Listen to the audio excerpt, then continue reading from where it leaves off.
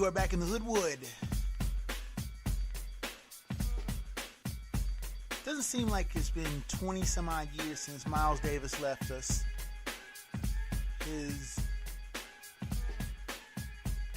final work, Doo-Bop, I still think was one of the most underrated albums of his collection. If you ever get a chance, check it out. It's still really great. It sounds really good. Even though it came out almost a posthumous after his passing in 1991. Let's get into Phat Dap Head Slap this weekend.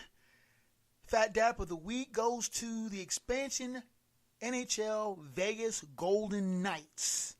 What can you say about a team in their first year? Most of the time, expansion teams are fodder. San Jose Sharks lost 70 games in their first season. The Washington Capitals were notoriously bad, 8-67-5 their first year. Most expansion teams are just happy with a couple of wins. The Vegas Golden Knights, however, are way, way against the norm. They have won the Pacific Division.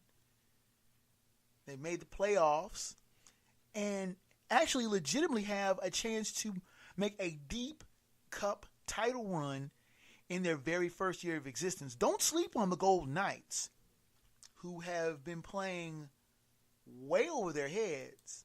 But one has to wonder, the pressure of the Stanley Cup playoffs get to them, or they be just too dumb to know any better. And could they actually be hauling up Lord Stanley's Cup over their head in their very first year?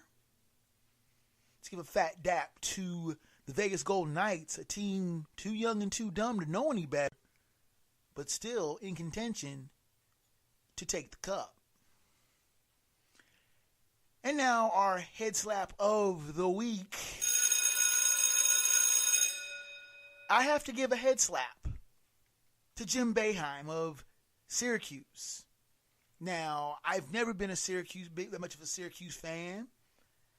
I've always thought Boeheim a little too whiny for my taste as a college coach, though you can give him credit for being with Syracuse, with Orange, for better than 40 years. He's coached that team as far back as I can remember. Can you really think of who the coach was before Jim Boeheim? I can't even think of it. And you think about some of these legendary coaches. Duke. Who was the coach at Duke before Mike Krzyzewski? I really don't know. But honestly, Jim Boeheim, I have beef with. He is whining about a recruit that he's apparently going to lose. Darius Baisley of Cincinnati Princeton has decided to make the bold leap from high school to the pros. No, he can't go to the NBA. Of course, the NBA's long-standing rule of the last 10 or so years prohibits high school players from jumping directly from high school to the NBA. You can't have a Kevin Garnett. You can't have a Kobe Bryant, a LeBron James. Their ilk have to wait a year. They have to stay in school. Though there have been some players, Brandon Jennings comes to mind, who did not go to college.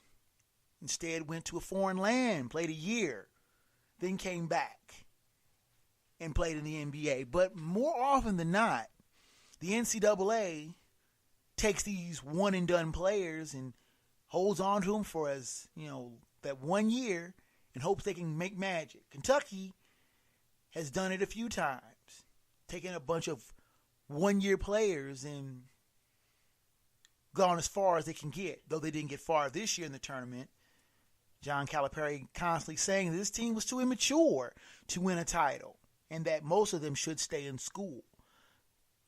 But Darius Baisley is going to try to circumvent that rule.